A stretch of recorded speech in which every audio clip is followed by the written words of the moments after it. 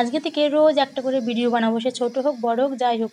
শুভ সকাল বন্ধুরা, আজকে ছিল বৃহস্পতিবার। সকালবেলা সব কাজটা ছাড়া হয়ে গেছে, এখন চান দান করে পুজো দিব, তারপরে ভাতটা বসাবো। আর আমার সোনা মামাম ঘুমিয়ে আছে এখনও।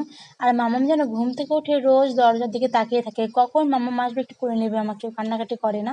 তো ঠিক তেমন আজকে উঠে গেছিলো, ওর সাথে একটু খেলা করলাম, তারপরে আমি পুজো দিতে যাব। আর আজকে সবাই মাঠে চলে গেছে, বাড়িতে কেউ ছিল না, কারণ ধান লাগানো পড়ে গেছে, ধান তো লাগাতে হবে তাই না।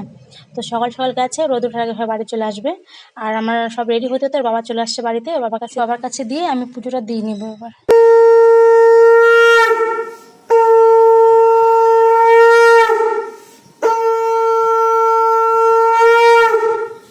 আর ভাতটা আমি আগেই গ্যাসে বসিয়ে দিয়ে গেছিলাম, আর ভাতটা হয়ে গেছে, নামিয়ে নেব। আর রান্না সব করে খেতেও বসে গেছি। দেখো আজকে বেশি কিছু রান্না করিনি, আজকে করেছিলাম আলু কাঁচা কলা দিয়ে নিরামিষ তরকারি, আর কচুর লতি, আর একটা বড়া ভেজেছিলাম।